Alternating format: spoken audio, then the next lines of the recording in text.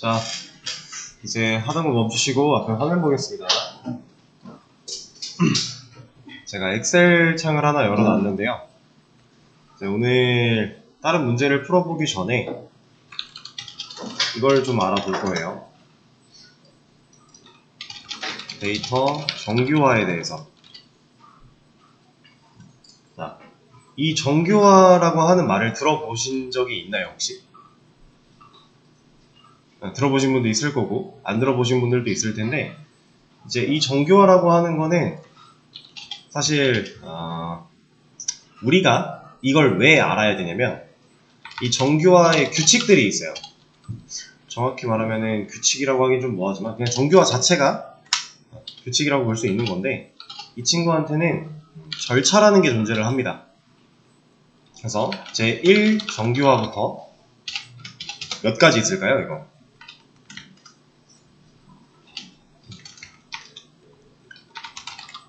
얘는 5개가 있어요. 근데 우리가 이 5개를 다 알 필요까지는 없어요. 우리는 여기 중에서 3까지만 알면 돼요. 그게 가장 일반적입니다. 그리고 좀 더 디테일하게 얘기해 보자면, 이 절차 안에는 제가 여기 지우기 전에 4, 5까지 있고, 사실 이것도 있어요. BCNF라고 하는 애도 있는데 이런 거 다 몰라도 돼요. 우리는 딱 요거 3개 정도만 잘 이해를 하고 실제로 이 3개로 접목시켜서 테이블을 만들 때 적용시키면 되는 항목입니다. 자, 제가 방금 테이블을 만들 때 접목을 시켜야 된다고 했죠. 그럼 얘는 지금 뭔지는 잘 모르겠지만 어떤 역할을 해주는 애일까요? 어떤 역할을 하기 위한 규칙일까요?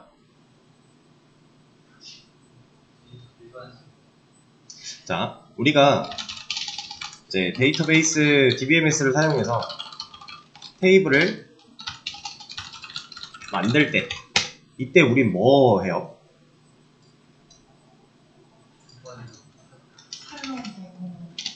네, 컬럼을 정해야 되고요. 그리고 타입을 정해야 되고요. 제약 조건 같은 것도, 제약사항 같은 것도 정하겠죠. 그럼 우리는 어떠한 테이블을 만들 거야 라고 하면 그 테이블에 필요한 컬럼, 그리고 그 컬럼이 어떤 데이터가 들어올지에 대한 타입, 그리고 이 컬럼에 대한 특별한 제약사항들까지 고려를 하면서 테이블을 설계해야 되죠. 자, 이제 여기 제약사항이나 타입은 이제 그냥 단순히 정규화의 규칙으로 어떻게 커버를 칠 수 있는 영역은 아니고요. 얘는 이제 DBMS에 존재하는 영역이라고 보시면 되는데, 이 컬럼에 대한 부분, 내가 이 테이블에서 컬럼을 어떻게 설계할 것인가에 대한 부분이 얘랑 아주 밀접한 관계가 있어요. 근데 이건 모든 DBMS 공통은 아니에요. 우리가 DB를 사용한다 라고 하면 DBMS도 종류가 여러 가지가 있었잖아요. 그 중에서 우리가 지금 사용하고 있는, 우리가 DBMS 써요 라고 하면서 말할 수 있는 얘의 원래는 뭐였죠? 이거 초반에 한번 말씀을 드렸던 것 같은데. 그렇죠. 우리는 단계형 데이터베이스 매니지먼트 시스템을 사용을 하기 때문에 얘 이름이 RDBMS였어요, 원래는. 근데 너도 나도 웬만하면 쓰는 것들이 다 RDBMS니까 그냥 DBMS라고만 얘기를 해도 우리는 어차피 관계형을 쓴다라고 그냥 생각할 수 있다, 이런 얘기를 드린 적이 있었죠. 근데 100% 다는 아니에요. 비관계형도 있습니다. 그래서 이제 이거 같은 경우는 그냥 예시로 키워드만 좀 던져드리면, 몽고DB 같은 거, 뭐 레디스 이런 애들이 이쪽에 속할 거예요. 얘네들과 관계형 RDBMS는 애초에 이름부터가 반대죠. 상반돼요. 그럼 우리는 이 RDBMS를 다룰 때 써야 되는 게 정규화 규칙이란 말이에요. 그러면 얘네들은 이런 거 따질 필요가 있을까요? 없는 거죠. 이거는 Relational Database Management 시스템인 RDBMS에만 적용했을 때 효율이 좋아지는 규칙 같은 거다라고 일단 생각을 하시면 돼요. 데이터 정규화에 대한 부분. 근데 이 단순히 데이터 정규화라고만 검색을 하면 그냥 일반적인 상황에서 우리가 데이터베이스를 논외로 쳐도 일반적인 상황에서 데이터들을 정규화하는 거에 대한 문서들이 많이 나와요. 보통 언어 쪽이랑 다 관련이 있기는 하겠지만 좀 개념이 달라질 수 있기 때문에 여러분들이 만약에 이걸 구글링을 해볼 거다라고 하면 데이터베이스 정교화라고 검색을 해보시는 게 좀 더 확실합니다. 좀 차이가 있어요. 그냥 단순히 데이터 정교화랑 데이터베이스 정교화는 좀 차이가 있으니까. 어쨌든 우리는 이 정교화라는 개념을 알아야 되는 이유가 테이블을 설계할 때 지켜야 좋은 규칙 정도라고 생각을 하시면 될 것 같습니다. 이런 게 데이터 정교화라는 건데, 자, 뭐 정보 처리 기사 같은 거 공부하시는 분들은 이거에 대한 문제도 이제 나올 거고요. 실제로 정교화를 적용시킨 그 테이블을 설계할 수도 있어야 될 거예요. 아마 실기 쪽에는 그런 문제도 나오는 걸로 아는데, 우리는 이제 뭐 자격증 준비가 아니다라고 하면 개념 정도를 좀 이해하고 이 개념을 그냥 구글링을 해보시면요, 알아듣기 좀 어려울 거예요. 제가 좀 쉽게 표현을 해드릴 거고, 이 개념을 잘 안 다음에 이런 것들을 고려해 가며 앞으로는 테이블을 설계하면 돼요. 어쨌든 우리가 얘를 써야 되는 주 이유는 이거니까. 테이블을 설계할 때 더 효율적으로 설계를 하기 위한 방법일 뿐이니까. 그렇죠? 그렇다고 이거 안 지키면 RDBMS 못 쓸까요? 그렇지는 않아요. 상관은 없어요. 근데 지켰을 때 효율이 좋아진다. 이거는 사실 여러분들이 지금 어떤 개념이고 뭔지는 잘 모르셨을지언정 이미 우리는 이 규칙을 사용해서 DB를 건드려 봤어요.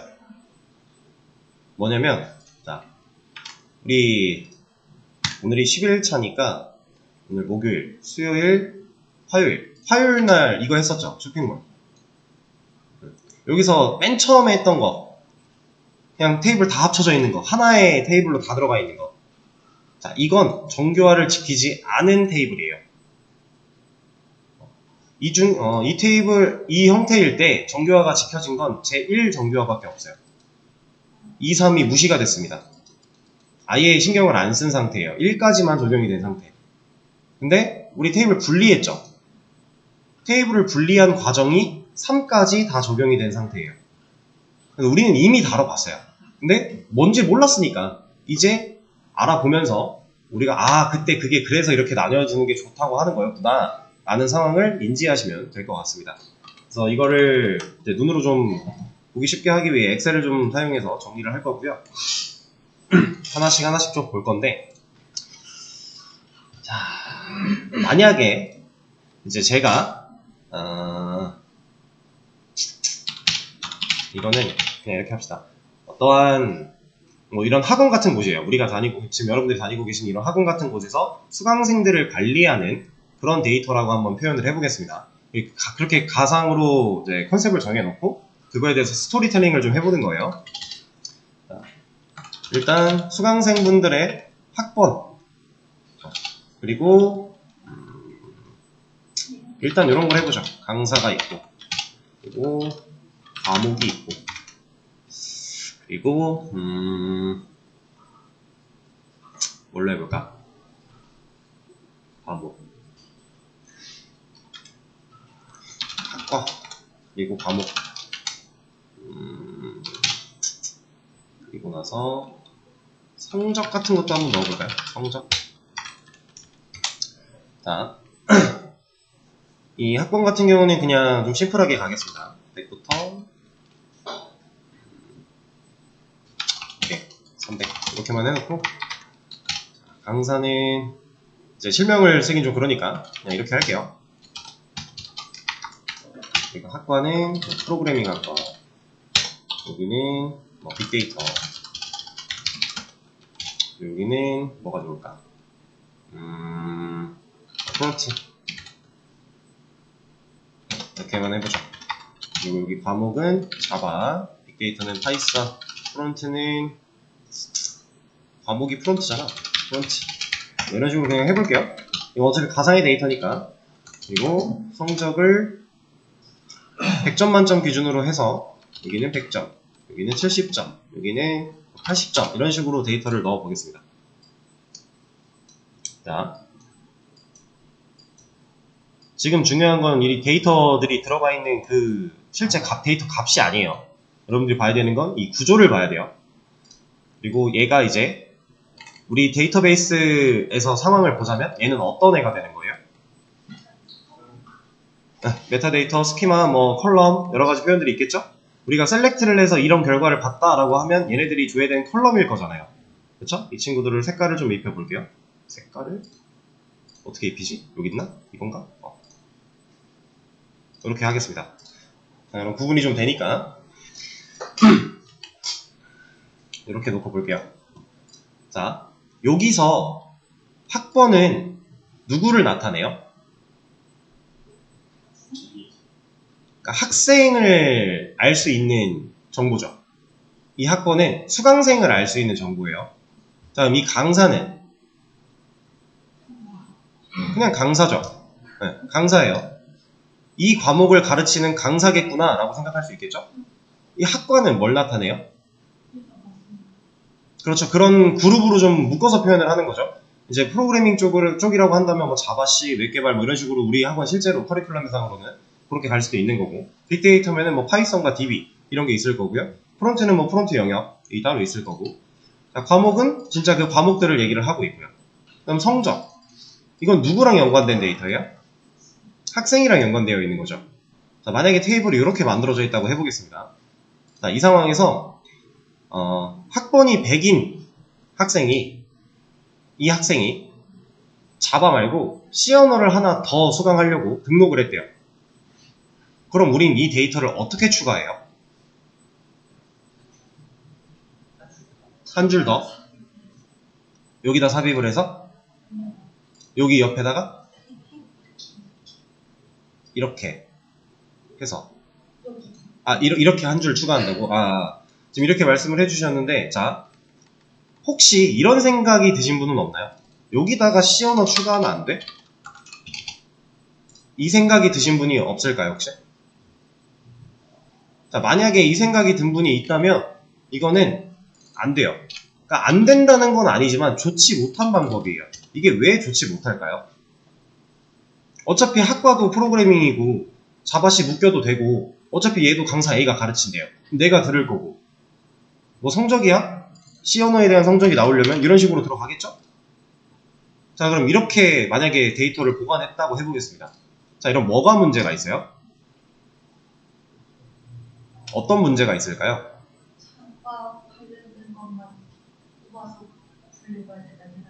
그렇죠.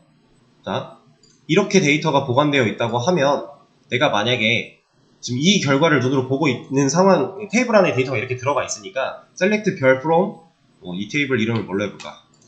한 줄 내리고 테이블 이름을 수강 관리 뭐 이렇게 해볼게요. 다음 이 수강 관리 테이블을 조회를 했을 때 이런 결과가 나온다인데 우리가 이 결과를 보기 전에 야, 자바 듣는 애들만 좀 모아서 한번 봐보자 라고 할 거예요. 그럼 우리 쿼리 날려야겠죠. 그 쿼리 어떻게 쓸 거예요?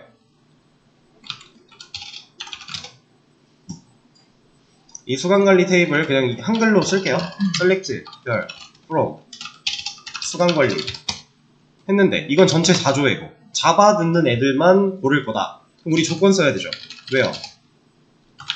과목 자바 이런 거 해야 되지 않아요? 근데 이거 하면 결과 나오나요? 왜 못 나와요? 그쵸? 지금 우리가 비교하고 있는 이 이꼴마크 하나는 이 컬럼에 정확히 이 자바라는 두 글자가 들어있냐를 물어보는 거예요. 그쵸? 근데 얘는 들어있긴 한데 얘만 들어있지 않죠. 얘를 찾고 싶으면 여기다가 이것까지 써줘야 돼요. 그럼 우리가 자바만 찾고 싶은데 얘 하나 때문에 이렇게 써야 된다. 말 안 되죠. 그리고 실제로 만약에 데이터가 추가가 돼서 400 D 강사가 또 프로그래밍을 하는데 이 친구가 C를 가르친대요. 아니다. 자바로 하죠. 자바를 가르친다. 그리고 얘는 뭐 40점을 맞았다. 자, 이렇게 상황을 볼게요. 나는 자바 듣는 애들을 모아보고 싶은데 이렇게 검색하면 얘 나와요? 못 나오죠. 이거 왜 못 나와요? C가 없으니까. 간단하죠. 이거는 뭔가 이해를 할 필요조차도 없이 그냥 안 되는 거잖아요. 그죠? 네. 그래서 우리는 이런 데이터를 이렇게 보관하면 안 됩니다. 이게 제1유형에 관련된 내용이에요. 뭐야. 다시 일로와 잘라 여기다가 붙여. 자, 제1 정규화에 대한 내용인데 얘를 좀 풀어보자면 얘는 하나의 컬럼에 한 개의 데이터만 저장이라고 요약할 수 있어요. 이 한 개의 데이터라는 건 아까처럼 지금 이게 이러면 안 된다라는 거예요. 이러면 우리가 데이터를 올바르게 저장하고 관리하는 데 있어서 불편하다라는 상황입니다. 하나의 컬럼에 한 개의 데이터만 저장. 이게 제1 정규화에 해당하는 내용이고요. 개념이에요. 그리고 이걸 적용을 제대로 하려면 이 데이터의 형태가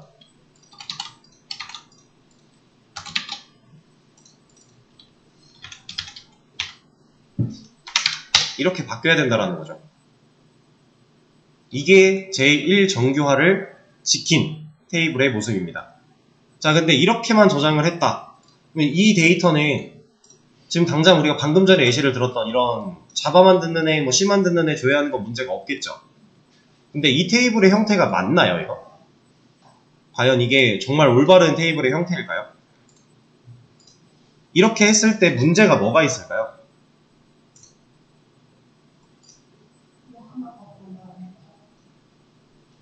자, 지금 해주신 말씀이 맞는데 디테일하게 한번 가볼게요. 지금 D라고 하는 학생이 수강을 취소했다고 해볼게요. 그럼 이 데이터가 지워져야죠. 자, 얘가 지워졌어요. D라고 하는 학생이 아니잖아. 400이라고 하는 학생이 이 자바를 듣고 있었는데 얘를 나 못하겠어요. 환불해줘요. 취소했어요. 그럼 이 데이터가 사라져야겠죠. 왜냐면 이런 수강생은 이제 우리한테 없는 거니까. 자, 그럼 이제 뭐가 없어요? 이거 한 줄이 사라지는 것 때문에 어떤 영향이 있죠? 그렇죠. D 강사가 사라져버렸죠. D 강사는 프로그래밍 학과에서 자바를 가르치는 강사인데 D 강사에 대한 정보가 사라졌잖아요. 그렇죠? 이런 걸 가지고 이제 삭제 이상이라는 표현을 씁니다.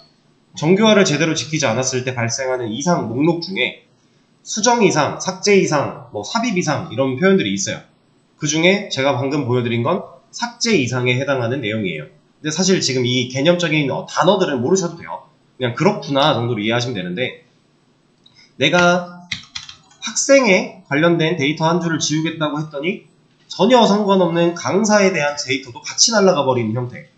이게 제1 정규화만 지킨 테이블들이 겪는 문제예요. 그럼 이것보다 더 발전된 형태가 당연히 있겠죠.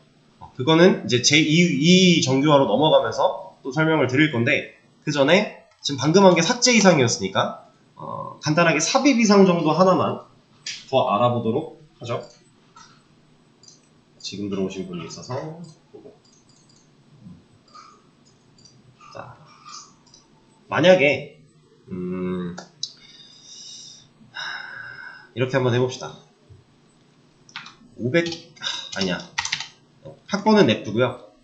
이제 F 강사가 생겼어요. 이 강사는 빅데이터 과목을 다루고 있고요. 학과고요. 그리고 여기서 DBMS 수업을 진행을 합니다. 자, 수강생이 추가가 된 게 아니라 저는 강사만 추가를 하고 싶어요. 이 강사가 어떤 학과에 어떤 과목을 가르치는지. 근데 데이터 이렇게 넣을 수 있어요? 안 되죠. 왜 안 돼요? 얘랑 얘가 이렇게 있으면 안 되잖아요. 애초에 제가 저번에도 말씀을 드렸던 게 데이터가 이런 모양으로는 애초에 들어갈 수가 없다라고 했었어요. 그럼 얘는 이 강사라는 정보를 추가하기 위해서 없는 학생을 표현해야 되니까 뭐 널이라도 들어가야겠죠? 여기도 그렇고 마찬가지고. 자, 이게 삽입 이상입니다. 내가 필요하지 않은 데이터도 저장을 해야만 해요. 그게 널이 됐든 공백이 됐든 뭐가 됐든. 내가 원하는 데이터만 넣을 수가 없다라는 거죠. 왜? 하나니까. 우린 이렇게가 한 세트니까. 이 컬럼들의 구성을 맞출 수밖에 없으니까. 데이터를 보관할 때. 이게 저의 1 정규화만 지킨 상태에서의 삽입 이상. 문제가 있다라는 얘기입니다. 자, 이렇게 1 정규화고요. 그 다음에 2 정규화로 넘어가 볼 거예요. 2 정규화로 넘어갈 때는 얘를 그냥 그대로 한번 써볼까요? 자, 여기서 얘만 빼고 잠깐만, 그대로 쓰면 좀 마음에 드는 구조는 아닌데 그냥 해보자. 자, 여기서 이것만 딱 보고요. 키가 되면 좋겠다라고 느껴지는 애가 있으신가요? 자, 일단 학번 키로 만약에 쓴다라고 하면 가능해요? 이거 안 되죠. 겹치고 있으니까. 강사 돼요? 안 되죠. 학과 돼요? 안 되죠. 과목 돼요? 안 돼요. 성적 돼요? 되기는 돼요. 근데 이건 진짜 되는 걸까요? 안 되죠. 그러면 진짜로 키로 쓰는 거는 불가능한데 지금 이 데이터들이 쌓여간의 가장 메인 기준은 누구예요? 얘기했죠. 학생별로 나뉜 거니까. 그죠? 어떤 학생이 어떤 강사한테 어떤 수업을 듣고 그 학생이 그 과목에서 몇 점을 받았는가에 대한 정보가 얘한테 들어있죠. 그 학생을 기준으로 나눌 수 있는. 그러니까 진짜로 우리가 알고 있는 PK처럼 사용은 불가능하지만 나름의 키의 역할을 할 수 있는, 구별할 수 있는 존재가 되긴 하는 거예요. 학생별로 나눈다라고 했을 때. 자, 그러면 얘가 이제 가상의 키 정도로 생각을 하시면 됩니다. 그럼 이 키랑 직접적으로 연관되어 있는 건 누구예요?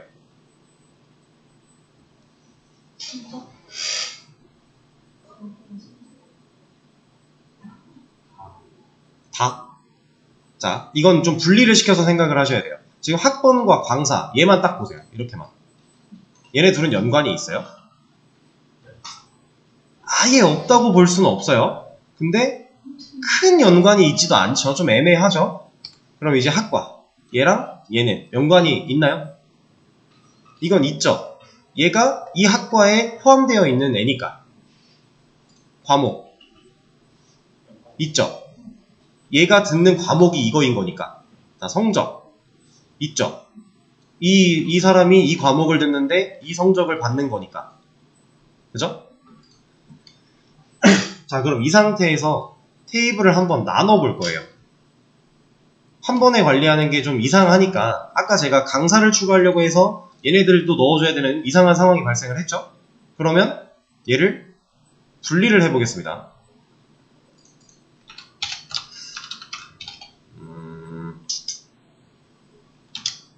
강사. 근데 이게 잠깐만요. 의미가 살짝 이상하긴 한데 조금만 수정을 하고 가죠. 지금 들어오신 분이 또 계시네요. 어디 갔어?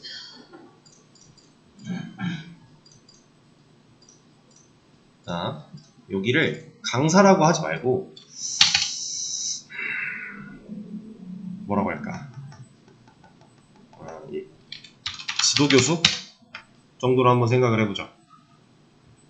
지도교수? 표현이 좀 그렇긴 한데 강사 똑같잖아. 그러면 그죠? 비슷한 것 같아요. 그냥 하죠. 강사. 자, 그러면 여기에 학번 강사 그리고 학번. 좀 애매하긴 하다. 일단 해보겠습니다. 학번 과목 성적.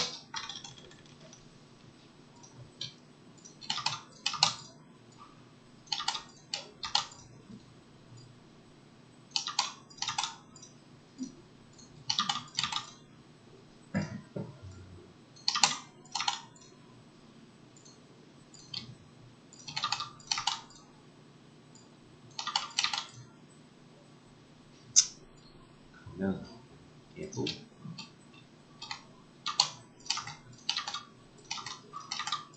이렇게 들어오고 얘는 이렇게 합시다. 제가 지금 테이블을 좀 형태를 변경을 시켰어요. 이렇게 두 개로 나눴죠.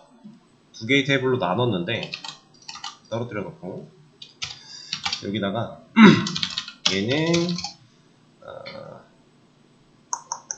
뭐라고 이름을 지어볼까?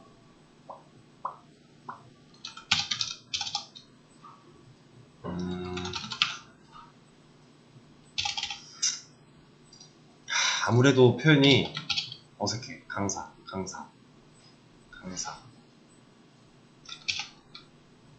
그냥 비슷한 것 같긴 한데 이걸로 좀 그래도 이게 나을 것 같아서 바꿔볼게요. 그러면 이 테이블은 수강생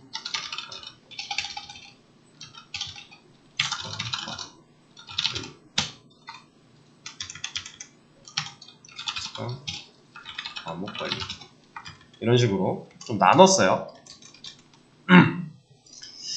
근데 이게 마음에 안 드는데 이게 적절한 예시를 찾기가 쉽지가 않아가지고 일단 보겠습니다. 자, 이렇게 데이터가 나뉘었다고 했을 때 이제 우리는 아까 전 상황 강사만 추가하고 싶은 상황 이건 어차피 해결이 안 돼요. 이건 어차피 해결이 안 되는 건 맞는데 제가 이거 가상의 키 역할을 할 수 있다 그랬죠. 그럼 이 키를 기준으로 해서 제가 지금 수강 학과라는 거 하나랑 과목을 좀 분리를 시켜놨어요. 그죠? 자, 이런 식으로 나누는 게 제2 정규화예요.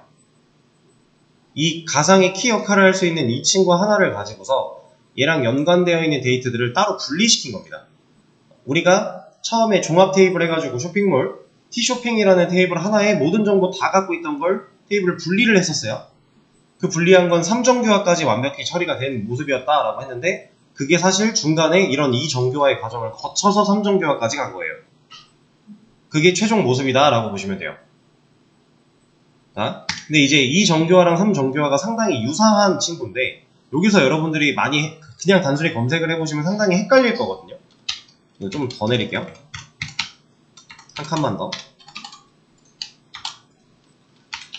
제2정규화 얘는 애초에 우리가 갖고 있는 데이터 안에서 그 가상의 키 역할을 할 수 있는 컬럼이 하나 이때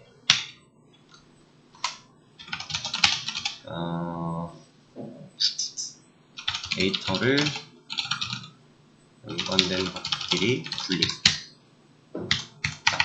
간단하게 요약하면 이 정도가 될 것 같아요. 가상의 키 역할을 할 수 있는 컬럼이 하나 있는 상태에서 데이터를 연관된 것끼리 분리를 시켰다 라는 상황이에요. 그러면 지금 보시면은 이 수강생이 100번이라는 수강생이 프로그래밍 학과에 등록이 됐는데 이 프로그래밍 학과의 지도교수는 A다. 데이터의 연관성, 학과랑 교수. 그리고 얘는 100번이라고 하는 학생이 자바라는 과목을 듣는데 성적이 100점이다. 이거는 수강 과목 관리가 아니라 성적 관리가 좀 더 맞겠네요. 이름 짓는 게 항상 어렵습니다. 자, 이런 식으로 테이블을 나눴어요. 그러면 사실 지도교수, 이 학과의 지도교수가 얘인 거랑 이 수강생의 성적이 이거였던 거랑은 사실 아무런 관련이 없는 거잖아요. 그렇죠? 서로 관련이 없는 데이터들을 이렇게 분리를 했다라는 상황. 근데 그 조건이 가상의 키 역할을 할 수 있는 컬럼이 하나일 때 이때 데이터를 연관된 것끼리 분리하는 게 제3정규화다 라는 겁니다. 이거는 제2정규화 말을 잘못했네요. 3정규화를 보시면은 오히려 이해가 더 잘 될 수도 있어요. 자, 이거는 아예 예시를 좀 바꿔보죠. 학번 그리고 지도교수 그리고 학과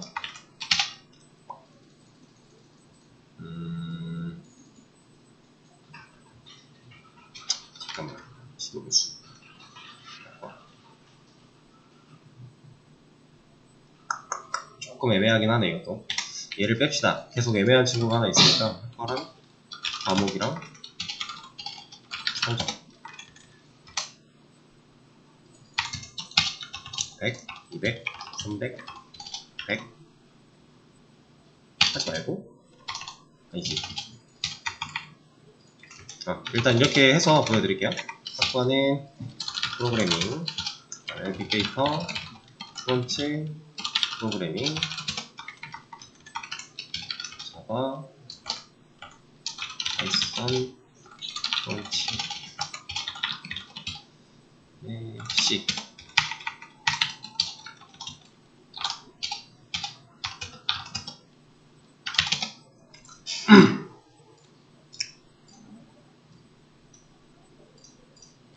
자, 이런 데이터가 있을 때 얘는 지금 제1 정규화만 지켜진 상태겠죠? 이걸 이제 변형을 또 테이블을 또 쪼개볼 건데 이번엔 어떤 식으로 쪼갤 거냐면 근데 이것도 애매한데 왜 이렇게 애매할까요? 데이터 예시가. 자, 일단은 이렇게 하나 쪼개고 그냥 합시다. 크게 막 신경 쓸 건 아니라서.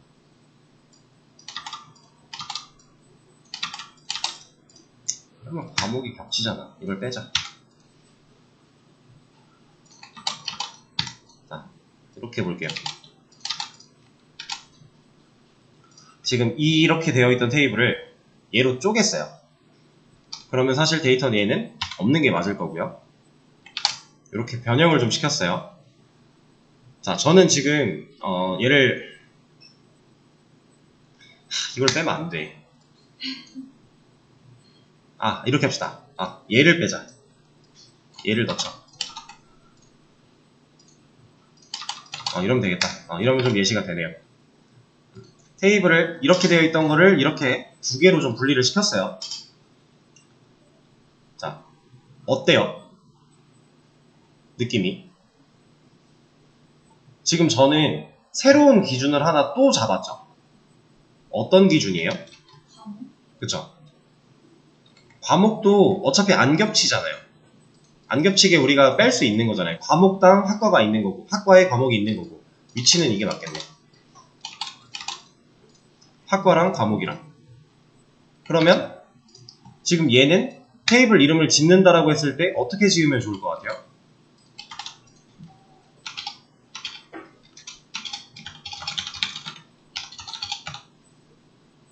어떻게 지으면 좋을까요? 그냥 학과 테이블 하면 되지 않을까요? 얘는 수강생 관리 이렇게 들어갈 수 있는 거죠. 자, 이렇게 해놨다고 볼게요. 그러면 우리가 아까 이 상태보다 뭐가 좋아졌어요? 근데 이게 교수가 빠지니까 또 이거 자체도 나쁘지 않은데?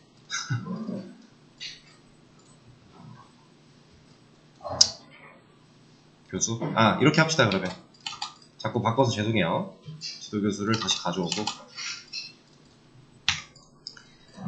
그리고 얘를 여기다가 넣읍시다. 이렇게. 이러면 차라리 좀 낫겠네. ABCD.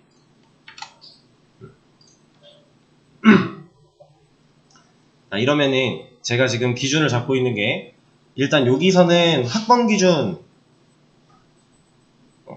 학번을 기준으로 잡아서 이 수강생이 어떤 과목을 얼마만큼 점수를 받았는가에 대한 내용을 정리를 한 거고요. 여기서는 각 학과별로 어떤 과목이 존재하고 그 과목을 누가 가르치는지까지 정리가 되어 있는 거죠. 이제 제2 정규화랑 이 부분이 똑같아요. 데이터 연관된 것끼리 분리한다 라고 하는 이 개념이 똑같은 부분인데 안 돼? 복사가 안 됐나봐요? 복사를 딴 걸 했었지? 자, 이것까지는 똑같은데 여기서는 저는 지금 두 개로 키를 나눈 거잖아요. 얘 하나랑 얘 하나. 혹은 얘라고 할 수도 있을 거고 가상의 키를 두 개로 잡아놓고 그 키에 연관된 이 학번이라고 하는 이 키에 직접적으로 연관되어 있는 거는 얘가 수강하는 수강 과목이고 성적이고 좀 더 넓게 보면 학과까지 있는 거고 거기서 더 넓어져야 지도교수까지 들어오는 개념이잖아요. 엄밀히 따지고 보면 이 학번에 이 수강생이 갖고 있는 수강생이 알아야 되는 수강생한테 종속되어 있는 이 수강생이라고 하는 학번에 종속되어 있는 데이터는 성적, 가장 밀접한 성적과 이 사람이 듣는 과목으로 볼 수가 있는 거고 지금 학과라고 하는 이 또 가상의 키한테는 이 학과에 과목이 들어있을 거고요. 이렇게 또 그리고 지도교수가 누군지 이렇게 들어있는 이런 개념인데, 자, 제가 지금 설명을 하면서도 좀 예시가 적절하지 않고 자꾸 좀 힘들어 하잖아요. 이게 그렇게 개념이 되게 애매해요. 이거를 정말 그냥 또 그 사전적인 의미로 개념을 설명드리면은 간단합니다. 3정교환은요, 이행함수 종속성을 제거해요. 이거 무슨 말인지 아시겠나요? 이행함수 종속성을 제거하는 게 3정교환입니다. 여기서 말하는 이행함수라는 건 제가 방금 막 풀어서 말씀드리려고 했던 그 가상의 키를 2개 잡았다. 그리고 그 키한테 종속되어 있는 데이터들을 분리했다. 라는 거예요. 근데 진짜 사전적인 의미로만 보면은 그렇습니다. 제2정교환은요, 그냥 제1정교환을 일단 만족을 하면서, 얘를 먼저 만족을 하면서 그 다음에 뭐라고 해야 되지? 사전적 의미. 모든 데이터가 기본 키에 완전 종속되게 만든다. 예요. 이게 제2정교환의 사전적인 의미고요. 3정교환은 이행함수 종속 제거. 1정교환은 이걸 뭐라고 해야 될까? 이거는 그냥 뭐 개념 자체가 이 말이긴 해요. 근데 이거를 좀 더 사전적으로 말해보자면 기본 키 하나를 설정을 하고 그 모든 데이터들이 이제 원작 값으로 되어 있는 테이블을 만드는 게 1정교환입니다. 이게 사전적인 의미거든요. 근데 이거를 풀려고 하다 보니까 조금 어렵네요. 정교화가 우리가 어쨌든 간에 우리가 최종적으로 가야 되는 형태는 이런 형태예요. 그래서 우리가 그 주문 테이블을 따로 만들었었고요. 상품 테이블을 만들었었고요. 그리고 뭐였지? 유저 테이블을 만들었었죠. 이렇게 테이블을 3개로 분리했던 이유가 진짜 명확하게 유저는 유저 정보만, 주문은 주문 정보만, 상품은 상품 정보만. 그러면 주문에서는 주문 그 번호 같은 게 당연히 메인 키가 되는 거고, 상품은 상품 번호 같은 게 당연히 메인 키가 되는 거고, 유저는 유저 번호 같은 게 당연히 메인 키가 되는. 이래서 3정교화까지 완벽하게 지켜졌을 때 우리는 한 테이블에 하나의 키만 존재하게 둘 수 있어요. 지금 보시면 3정교화가 완료가 됐을 때 이제 뭐 수강생 번호 같은 게 따로 없기 때문에 지금 여기서는 겹치고 있긴 한데 뭐 좀 애매하네.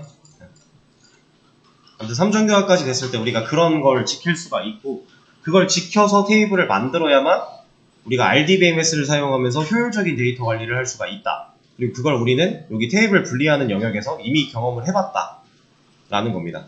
그래서 이거 지금 되어 있겠죠?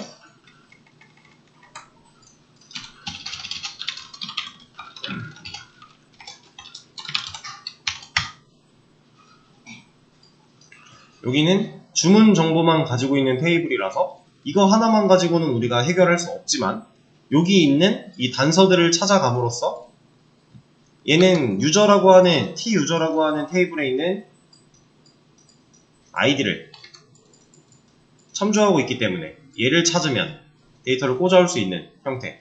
그러니까 우리가 3정교화까지 완료를 했을 때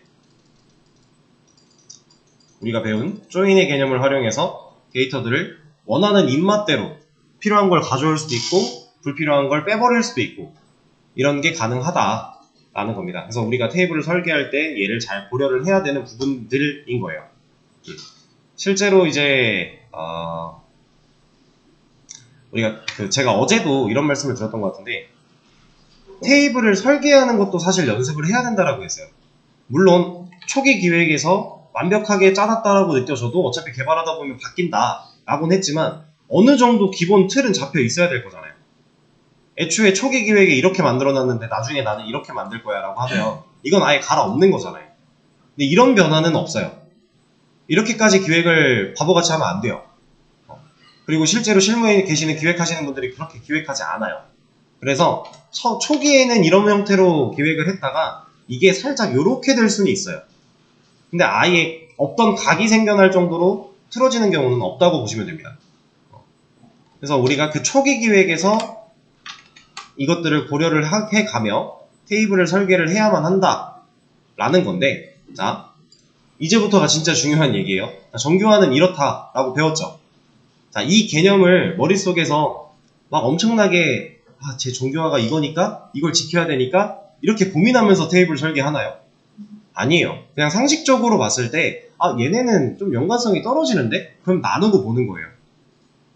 일단 나누고 보고 그리고 나서 다시 한번 들여다봤을 때 최종적으로 만들어진 모습을 보고 들여다봤을 때 얘는 한 테이블에 같이 들어있는 게 좀 더 효율적이겠다라고 하면 넣는 거예요. 그냥. 그러니까 무조건 얘를 지켜야만 한다까지도 아니에요. 여기서 틀이 벗어날지언정 데이터를 효율적으로 관리할 수 있는 형태만 갖출 수 있으면 된다라는 거죠. 근데 그거를 여러분들이 스스로가 판단하고 결정할 수 있으려면 좀 수많은 연습이 필요한 건 사실입니다. 많은 테이블을 설계를 해봐야 되고요. 그런 테이블 설계를 이제 웹 개발 수업에 오시면은 프로젝트를 진행하면서 다 경험을 하실 거기 때문에 지금 이미 경험하고 계신 분들이 계신데 그분들은 무슨 느낌인지 아실 거예요. 그래서 궁금하신 분들은 웹 개발에 관심 있으신 분들은 웹 개발로 오셔도 좋고요.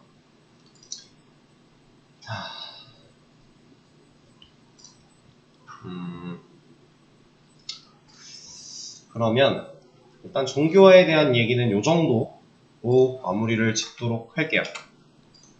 그리고 아까 처음에 말씀드렸던 것처럼 이거 아닌데? 여기 있다. 구글에 이거 한 번씩 쳐보세요. 제가 말씀드린 내용들이 좀 비슷하게 많이 들어있을 겁니다. 네, 진짜 좀 잘 풀어져 있는 참고할 만한 자료가 있으면 설명이 좀 기깔나게 되어 있는 데가 있으면 저도 공유를 해드리고 싶은데 아직까지 발견을 못했어요. 혹시라도 찾게 되면 수업 페이지에 올려드릴 테니까 보시면 되고요. 정교화에 대한 내용은 이 정도로 마무리를 짓고 우리 쉬는 시간을 좀 가졌다가 10분에 이어서 하도록 하죠.